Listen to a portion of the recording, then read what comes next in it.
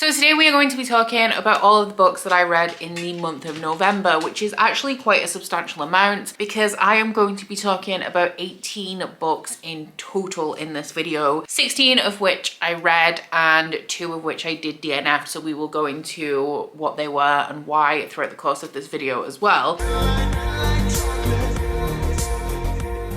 Now this video is a little bit painful for me because as you can tell we have a lot to get through, and this is actually the second time that I have filmed this video. I tried to, with the Christmas tree, I tried to make it like a little bit more dim, a little bit more aesthetic, a little bit nicer colours, and what we ended up with was a hot blurry mess. So I am here again to once again talk about these 18 books, and hopefully, because if I'm being honest, yesterday's video, like the filming process, didn't go very well, so it's probably for the best that we get a redo, but I am not hanging about today, so we're going to get straight into the stats. So in the month of November I read 16 books in total, which added up to 3,691 pages and broke down to an average of 123 pages per day. For the star ratings, we had 1 2-star, 4 3 stars, 3 4 stars and 8 5 stars, which broke down to an average of 4.1 stars per book. Now, something that is really important to mention in this wrap up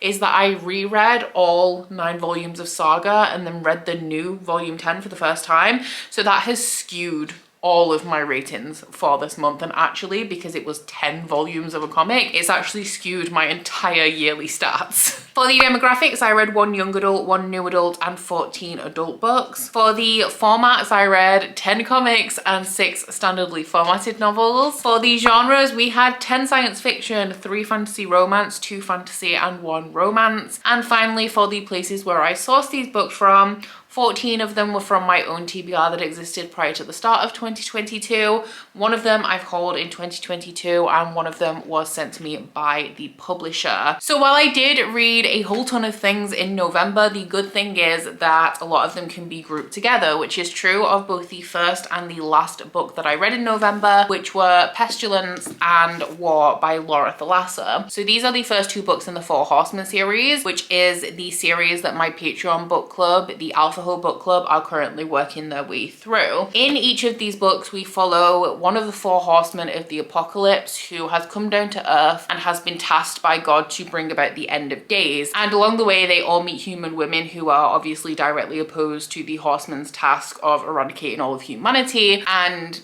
they fall in love along the way. So this series has an apocalyptic setting, as you guys can imagine, and I was very wary about this going into it because I didn't feel like it would be a series for me, and I do think that if this series was written by anyone apart from Laura Thalassa, I wouldn't be having as much of a good time with it as I currently am. So Laura Thalassa is actually the author of one of my favorite fantasy romance series, the Bargainer series, which is very different. It's a contemporary fantasy, but it is a fairy romance. I feel like she does what she does very well because while the circumstances are different in here, both of the horsemen do not shy away from their task. So this isn't a series that kind of softens the fact that the horsemen are slaughtering thousands of people. The main characters are forced to watch as the horsemen carry out their task in ways that realistically would result in trauma, which is my one kind of gripe with this series, that the horsemen go to such lengths that it's not realistic to expect a human woman to come around to the fact and like overlook the fact that the horsemen are slaughtering all of these people and for it to end in a position of romance. That being said, I do like that this series like delivers the premise of the 4 horsemen of the apocalypse and then actually follows through on that instead of shying away from some of those harsher details and making it more palatable. But that does mean that there is a lack of believability within the romance, and I feel like if you go into this series kind of knowing it's the 4 horsemen of the apocalypse and the horsemen are going to do exactly what that job description entails, you can have a great time with this, because I'm having a great time with this, where usually something like this I 100% would not be. So Pestilence I gave 3 stars too. It's very enjoyable. I think it was a fun ride, but Pestilence in himself is described by the other horsemen as the baby of the group. I took that to mean that he was like the cinnamon roll of the group, but that is absolutely not true. He's just the most pure in that he doesn't want to indulge in anything relatively human, so that includes romance, but also things like food, drink, sleep, like things that he just doesn't need as a horseman. The setup for this is that the human woman, Beth, has been left behind to try and kill him. Like pestilence is spreading the plague across North America, and Beth has been left behind to kill him, and she tries, but the horsemen are all immortal, so she doesn't succeed, and he takes her with him on his journey to punish her for trying to kill him. Now, Pestilence is a little bit of a brat, and he's also not very nice to the main character throughout the course of this novel. And while I did enjoy it, the lack of believability and just the fact that I can't believe that this human woman actually decided to fall for Pestilence after she'd seen him infect and kill thousands of people without mercy just meant that I couldn't give this any more than 3 stars. But I really enjoyed it, and I have heard that this is a lot of people's like least favorite in the series. So I was even more pleasantly surprised when I picked up War, and I loved it. I do think that this one is a little bit too long. It's like 485 pages, and both of the main characters, the human woman Miriam and the horseman, are incredibly stubborn, and they spent a lot of time throughout the middle of this just like going backwards and forwards on the same points, with each of them like hardly giving any ground. So I do feel like it could have been trimmed down a little bit, and we do still have that issue of the fact that like the horseman, he slaughters people. The thing that War does is he leads a war band around the world and sacks all of the cities that he encounters, and he doesn't discriminate whether they're like men, women, elderly, sick, children, kills them all, no problems. But the circumstances of this one is that War rides into the city that Miriam is from, and he scoops her up, calls her wife, and drags her back to his war camp, where she obviously resists him. But over time, like, I mean, it's a romance, so we all know how it ends. But I did enjoy this one a lot more because War is very much based on Khal Drogo, and I liked a little bit of the back and forth. The way that they stood their ground, while I did say like it could have been trimmed down a little bit, I liked the dynamic between them where they were constantly just like grumpy with each other. Something else that I loved about War as a character is that unlike Pestilence, he's actually nice to his love interest, which provided a very interesting dynamic where Miriam obviously doesn't want to like him, and she tells him that she doesn't like him, and he's always offended by this because he's sweet as pie to her, so he doesn't understand why she could ever have a problem with him. This one did also contain one of my favorite tropes, which is when the main character is sick and the love interest takes care of them, which is a beautiful trope in and of itself. But I particularly like it when the love interest is somebody who's a little bit of an asshole that the main character doesn't expect to take care of them. That for me is just like perfection when the trope has that little bit of a twist. Very excited for Famine and Death because those two are the ones that are predicted to be my favorites, but I'm really partial to War, so I'm interested to see how Famine and Death play out. And these two were also a gift from Bobby, so thank you very much to Bobby for gifting these to me. Next up, we had a disappointing 3-star and a DNF. The book in itself that I gave 3 stars and disappointed me was not bad. It's just very much not for me on multiple fronts. So the one that I read and I gave 3 stars to was The High Mountain Court, and the one that I DNF'd was The Witch's Blade, both of them by A.K. Mulford, the first 2 books in the 5 Crowns of Okra series. And the reason why I read these is because I actually interviewed A.K. Mulford on my channel at the beginning of this month. Now, A.K. Mulford is a absolutely wonderful, amazing person, and I would definitely recommend that you go check out that interview because Ali has such a compelling personality, like an infectious personality,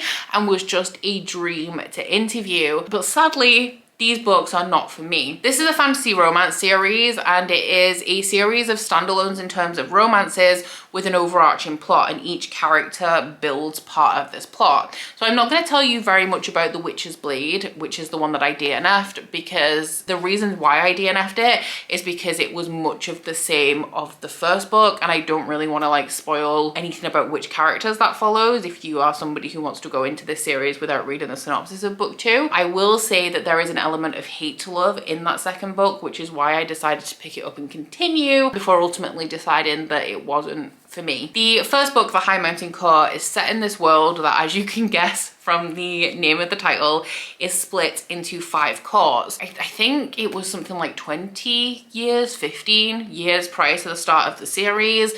One of the kings from one of the courts infiltrated another one, killed all of the Fey royal family and also all of the witches that resided in that court. And each court in this country has a specific type of witch that is native to that court. So our main character, Remy, is a red witch who is native to the High Mountain Court, and she has lived her entire life in hiding because of this other king trying to exterminate all of the red witches, up until a prince of one of the other courts actually stumbles upon her and asks her to come with him to help him try to restore the Fey royal family of the High Mountain Court, because he actually believes that there is a survivor. He thinks that the heir to the throne actually survived. So Remy obviously is invested in her court potentially being reinstated, so she goes along with it, and it turns out to be a romance between the prince and Remy. So the reason why I didn't enjoy the High Mountain Court is quite simply because the elements in it, like the type of story it is just a type of story that I don't like. It is very fast paced. I would say that it is predominantly plot driven as opposed to character driven. I typically prefer character driven stories, or a balance of both, but especially when it comes to romance, I feel I tend to lean into slow moving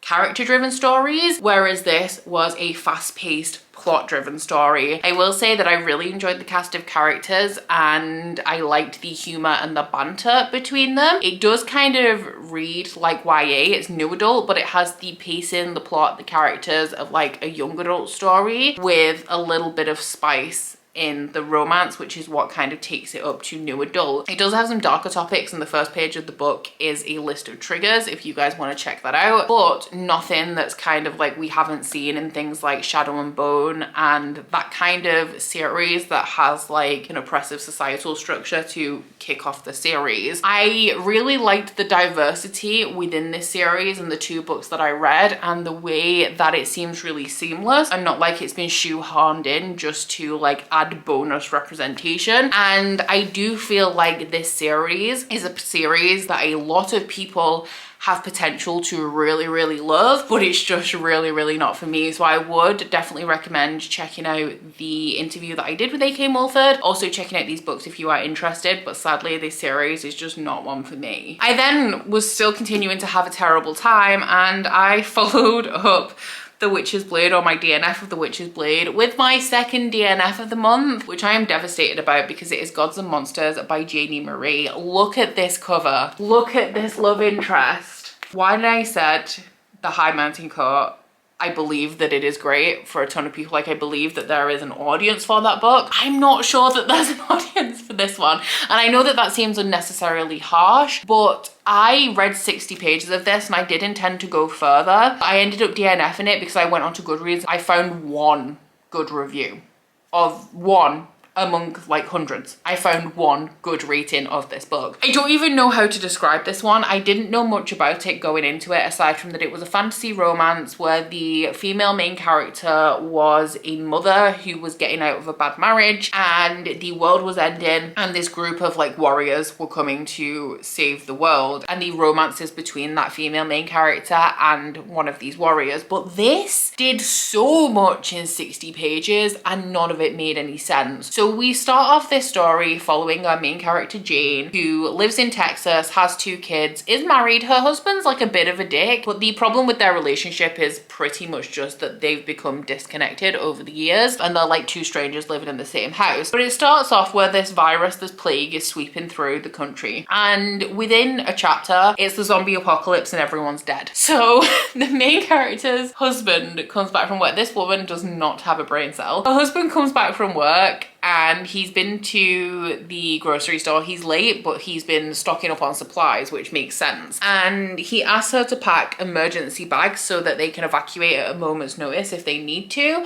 And she starts packing DVDs and a portable DVD player for her kids. And I understand the reasoning behind it, because like she's a little bit in shock and she wants her children to be happy. But her husband comes back to check on her and like check how she's doing, sees that she's packed all of this useless stuff, and he flat out asks her, do you want this instead instead of what I asked you to pack, which was clothes, medicine, toiletries, and food. And she says yes. And then she proceeds to unpack her bag and take her toiletries and medication out so that she can put a portable DVD player in it that you probably are not going to be able to use for very long in an apocalypse where there is eventually going to be a power outage.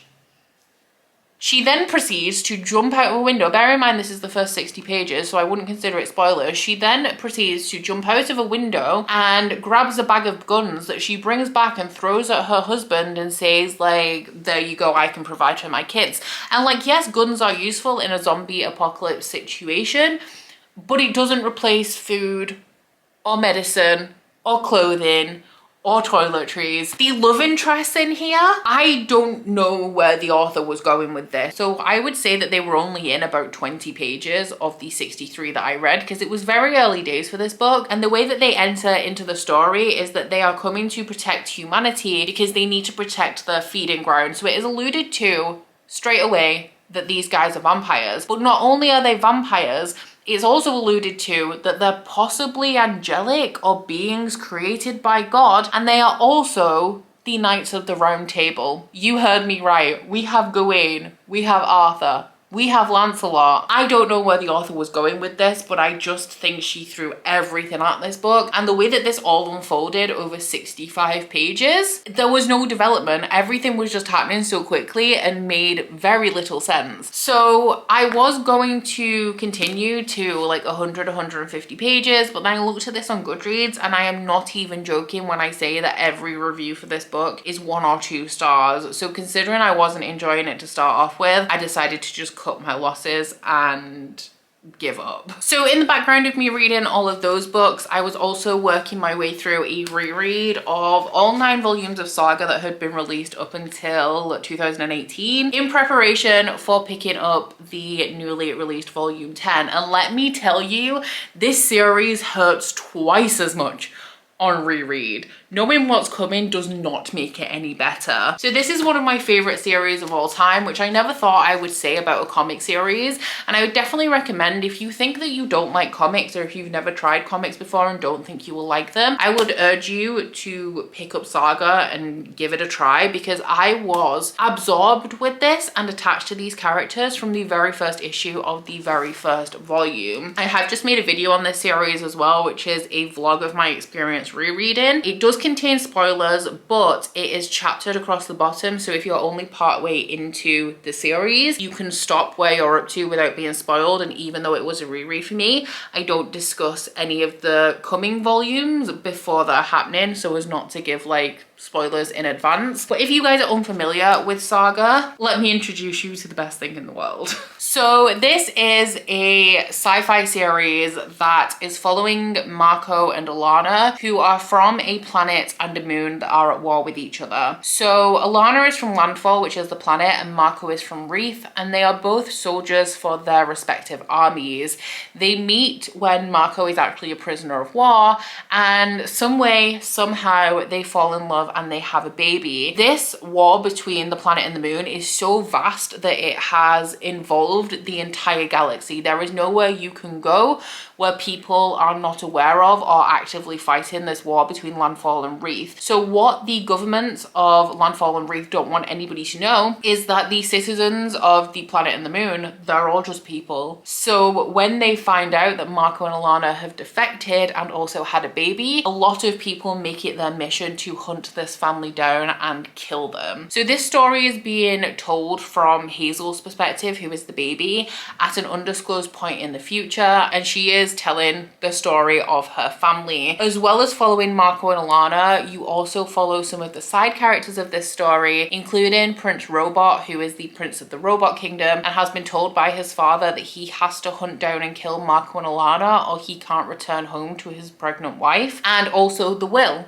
who is a bounty hunter who has also been tasked with hunting down and killing Marco and Alana. There are a lot of sad things that happen in this series, and there are a lot of clashes between all of the different sides and lots of meetings between all of the different sides. What you find is, because you follow the perspectives of the people also hunting down Marco and Alana, you come to understand and care about the side characters. So even when they're hunting down and trying to kill Marco and Alana, you understand why they're doing it, you understand their justification complications. There's a lot of things that happen in here because of accidents or mistakes or miscommunication, and a lot of it is just really unfortunate, and a lot of things that happen you can't really assign blame to either party, because from what you know that they know and believe, you would also probably make similar decisions to the ones that they make. This series is 100% not all sunshine and rainbows. In fact, I would say it is less sunshine and rainbows than 90% of the things that I've read. I would say that if we had a sunshine and rainbow scale, this would be on par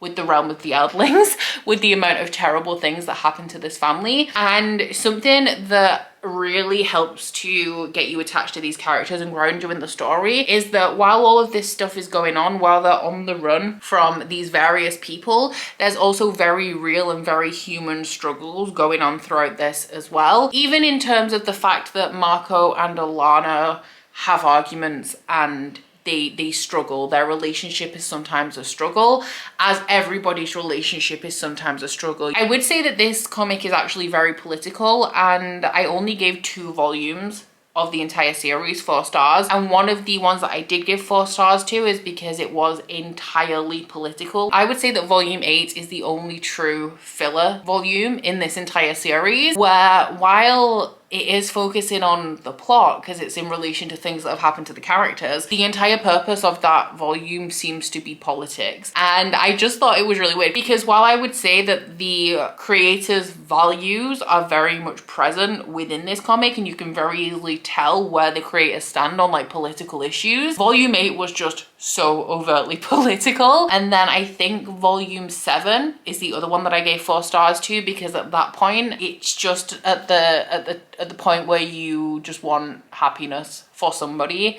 and it's just really not coming. So if you want your heart broken, if you want a series with characters that you are going to become, unfortunately, you're going to become very attached to, would definitely recommend this. Also, if you've never read a comic before, would say that this is an excellent starting point. But just if you love this as much as I do, don't expect anything else to ever come close to it, because I have yet to find something that I love as much as Saga. Next, I read my biggest disappointment of the month. If you guys can't tell, November was not a good reading month quality-wise, aside from Saga, which I feel in a lot of ways doesn't count because the majority of it was a reread, so I already knew that I was going to love it. But my biggest disappointment of the month, it could actually be shocking if you haven't seen my vlog, because it's Alloy of Law by Brandon Sanderson, and I specifically picked this book up after I DNF'd Gods and Monsters because I wanted to read a book that I was guaranteed to finish, which fair point I did, but also guaranteed to enjoy, and let me tell you, I did not. There is very little that I enjoyed about this book. So technically this is book 4 in the Mistborn series as a whole, but Mistborn is going to be split up into 4 eras, with 2 eras currently being completed, with the newly released Mistborn Era 2 book, which I think is The Lost Metal. So the first era has, I wouldn't say it has a traditional high fantasy setting, but it has a traditional high fantasy plot in that you are following a group of people who are trying to overthrow an evil overlord. The reason why Brandon Sanderson wanted to write so many eras in the Mistborn series, it does relate to the Cosmere in ways that I don't know yet because I'm not that far, but he also wanted to show that fantasy worlds aren't static and they go through levels of evolution just like our world does. So he wanted to show a progression within a fantasy world, and from what I understand, this wasn't intended to actually be a full series or like a critical part of the Cosmere. It was more of a side project that went in between 2 key Mistborn eras, but for whatever reason this now has major ties to the Cosmere in a way that to me makes it important, crucial reading when it comes to the Cosmere. So I know when I said I didn't enjoy this, people said I don't have to continue the series because I can just look up spoilers, but I have not invested so much time in the Cosmere and read 1,200, 300 page books to skip a series. So sadly I'm gonna have to suffer through it, but this era is a Western, and that is a large part of why I really just did not like this. So plot wise, we're following a guy called Wax, who is actually like a lord from high society, but But 20 years ago, I think, before the start of this book, he moved to the Roughs, which is like the Wild West, and decided that he wanted to bring law to the lawless. He never thought that he would have to go back home, but his uncle has died and there's nobody else to take on the mantle of being like the lord of the house. So he returns home and he tries to put the past behind him because he doesn't fit in with high society anymore. So he tries to put like his previous job behind him so that he can be the lord that his house needs. However, there are a series of train robberies that are happening where hostages are being taken, but in a way that makes it seem like the hostages are just kind of random and the actual items being stolen are the points of the robberies. But Wax doesn't feel like this rings true. So along with Wayne, who is his sidekick who follows him from the Roughs, he investigates this series of train robberies when somebody that he actually knows gets taken as hostage. So yes, a large part of why I didn't like this is because it's a Western. I didn't really like the setting, but I didn't think I was going into it. Gunfights. Mistborn Era 1 has some of the most compelling fight scenes I have ever read. Sometimes I don't love a fight scene. I don't love the fight scenes in Stormlight because they're all very swords and horses, but I found the fight scenes in Mistborn Era 1 to be so cinematic and so compelling, and in here they are literally some of the most boring things I've ever read in my life because they're gunfights, and I do not want to read a 25-page gunfight in a book. I don't want to read it at all, but in a book this short. Some of these chapters were really hard for me to get through. I didn't like the representation of women in here. I didn't like either of the female characters. I'm willing to give Steris the benefit of the doubt at this point because she's not overly present in the first book, but I started off liking Marasi, and then the longer I had to spend time with her character, the less and less I liked her. I've had people criticize this opinion and say that not every Sanderson female has to be like Vin, which I 100% agree with, because with the exception of Shallan, I like all of the female characters in the Stormlight archive. I know from other people telling me that these female characters grow throughout the series, which is fair. But what I don't like about this, I think I hit the nail on the head this morning when I was thinking about it, is that I feel like Sanderson is presenting me with a character whose attitude throughout the majority of this book seems to be like, I want to do great things, but I'm too weak and female to do them, and also swooning at Wax every like 20 pages. So I feel like Sanderson has presented me a character that is not currently seen as a strong female character in whatever way that represents, because that doesn't have to be becoming a warrior or something similar. Like, female strength is represented in a variety of ways. Regardless, I feel like he's presented me with a female character that relies on the man of the series for strength to later show me through her character development that women have their own strength and they don't need to rely on men, which is something I already know. You don't have to establish a character, a female character, that relies on a man for her then to show strength later in the series. And I know a lot of people criticize the portrayal of Vin in the first era Mistborn and like the female representation in terms of Vin. Give me 100 Vins before I have a Marasi. Aside from that, I didn't like the fact that this was very humorous and had a lot of levity in the text, which, as you guys know, just typically is something that I don't enjoy. We see this time and time again. I prefer my books to be more serious. And Wayne as a character, I started off liking him, but then he made a comment, I think it was to Steris or Marasi, it was to a female main character. He described her breasts as something like the clouds above the fields in which the seeds are planted, and I literally nearly threw up in my mouth. There are two things, however, that I did enjoy about this. One is the representation of the characters from the first trilogy in this world, which is 300 years after the conclusion of that series. So I really liked seeing how these characters regard the characters that we've come to know and love, and how they've found their way into like the religion, the architecture, and the history of the world. And it's very interesting comparing how these characters view them to how we view them. And the other thing that I enjoyed about this was the epilogue, not because it was over, although that was a bonus, but without spoiling anything, it was kind of the point where I started to believe that there was some relevance to this series and it wasn't just like a fun pointless jaunt. Something I would like to do before the end of the year is finish a few series, and I do have a ton of duologies where I just need to read the second book. So the next book that I read was The Deck of Omens by Christine Lynn Herman. This one is the sequel to The Devouring Grey, which is a young adult contemporary fantasy story that is set in this small town in New York State. So the catalyst for the story starting is that a girl moves back to the town where her family is from and finds out that she's actually a member of the founding families of this town, and that the founders actually have a big responsibility in that their job is to ensure that they hold back the grey, which is like a parallel dimension where a beast lives. And if the founders do not successfully hold back the grey and keep the beast in check, then the beast will escape and kill people of the town. The Deck of Omens has a little bit of a different plot. It does follow on obviously from the end result of the Devouring Grey, but we have another plot line in here where there is a sickness that is seeping out of the grey, and the founders have to find out what it is and stop it before it takes over the town. So I gave this one 3 stars. I really enjoyed it, and it falls into a subcategory of YA fantasy that I never thought would be something that I really enjoyed, but it is a subcategory that I'm finding I'm almost guaranteed to enjoy, providing that it's well done, and that is contemporary young adult fantasy with something like a witchy or like spooky twist, because it doesn't have to be magic. It can be a slasher, like in the case of There's Someone Inside Your House by Stephanie Perkins, but just a fun, fast-paced contemporary story with a little bit something extra that takes it out of the realm of contemporary. And I think the reason why I like stories like this is because I have no shame when I say that I love teen dramas.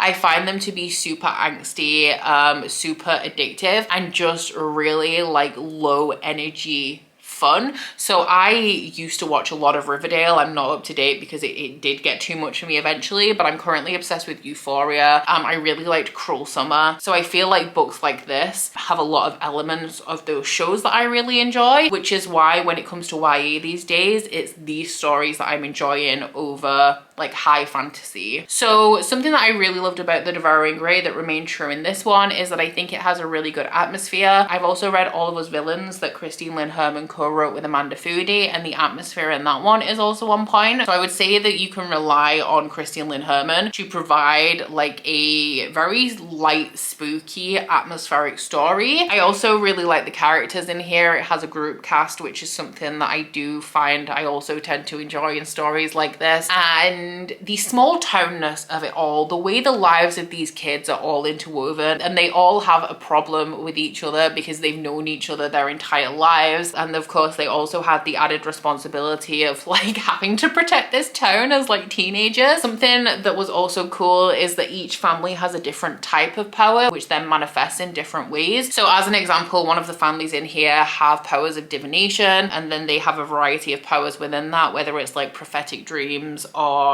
something like tarot reading. So I don't think I enjoyed this one quite as much as The Devouring Grey, but I think that I read this at a really good time, because something that I really liked about it is that it's just so easy to fall into. It doesn't take me like 10-20 pages to settle down and get sucked into the story. It's pretty much immediate because the atmosphere is there, and the plot, while I wouldn't say the plot is fast paced, I would say that it is fast and compelling enough that it doesn't take long to grip you when paired with this really good atmosphere. And this one was also a gift from Linda, so thank you very much to Linda for that. Technically not the final book I read in the month because that was War, but the final book that we're going to be talking about is The Sea Witch by Katie Robert, which is the 5th book in the Wicked Villain series. If you guys are unfamiliar with the Wicked Villain series, it is a series of contemporary erotica stories that are retellings of Disney movies where the villain is like the love interest of the story. So all of these are very erotic, and they are BDSM romances as well. I believe that Katie Robert is very good at providing like lists of kinks if you want to check those out. I gave this one 3 stars. It's not my favorite in the series, and part of the reason for that is that there is a little bit of like pain kink and like impact play in here with things like spanking, flogging, and caning, which isn't particularly my thing. But this one is a retelling of The Little Mermaid, so we're following Ursula, Eric, and Ariel, or Ursa, Alaric, and Zuriel. This one also ties into the Olympus series because that is where Zuriel is originally from. And if you noticed, I did say that these are contemporary romances because instead of there being like a fantastical element, all of the villains are territory bosses, and all of their territories surround a neutral area that is owned by Hades, where there is a sex club. So Zuriel is from Olympus, and both Ursa and Alaric have a problem with Triton and they want to get their revenge. So Ursa sends Alaric to make Zuriel fall in love with him, which he is successful in doing in, I think it's The Beast. It's very briefly mentioned, but as we start this story, she's already in love with him. She's run away from her father and she's come to Ursa because she wants to free Eric, who's ended up in debt and has agreed to work at Hades' club to work off his debt. Now, everything in here is absolutely consensual. Everybody wants to be doing what they're doing and they have contracts, safe words, all of that kind of thing. But Zuriel agrees to sell her virginity at auction so that she can pay off the money that Alaric owes Hades. So she does that, and it turns out that even though Ursa's the one who convinced her to do it, Ursa is the one that buys her at auction because she has to get around the rule where nobody from Carver City can pay off the debt of anybody who owes money to Hades because of the neutral territory kind of rule. And as soon as Zuriel is in Ursa and Alaric's clutches,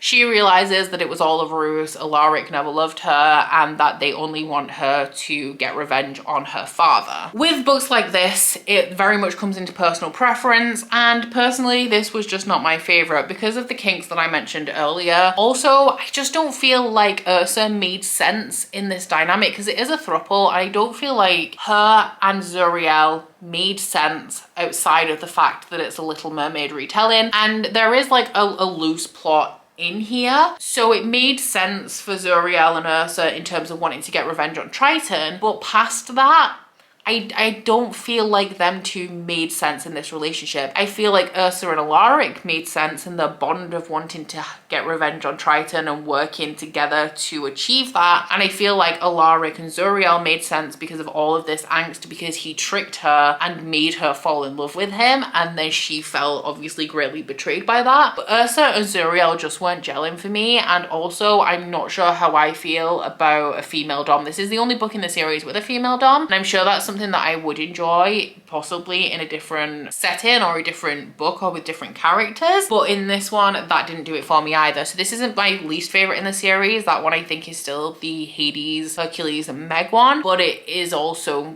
nowhere near my favorite. I gave this one 3 stars. So those were all of my thoughts on the 16 books that I finished and the 2 that I DNF'd in the month of November. Hopefully there's no issues with this recording because I haven't actually stopped and checked. Otherwise this wrap up will never see the light of day, and I guess you'll just have to watch my vlogs. Not that you would know to, because you won't get this message if this video doesn't go live. I am hoping for an equally good reading month in December. Obviously I read so many things this month because I read 10 volumes of Saga, which I'm not going to replicate that in December. But in December, while the first couple of weeks are going to be relatively busy, I'm hoping for a lot more time to read towards the end of the month as we get to Christmas and New Year. And my favorite time of year is the week between Christmas and New Year because it's nothing week. And then if all else fails, I do tend to read quite a bit in January. So keep your fingers crossed for me. But down in the comments, let me know if you've read any of the books that I've talked about today and what you guys thought of them. And also let me know what your guys' favorite book of November was. But aside from that, please don't forget to like this video if you liked it and subscribe if you wanna. If you head to my description box, you'll find a link to my Goodreads, Instagram and Twitter if you'd like to follow me on any of those, as well as link to my Bookish candle website, the Instagram for that, and a 10% off discount code. But that's it from me today, guys. Bye.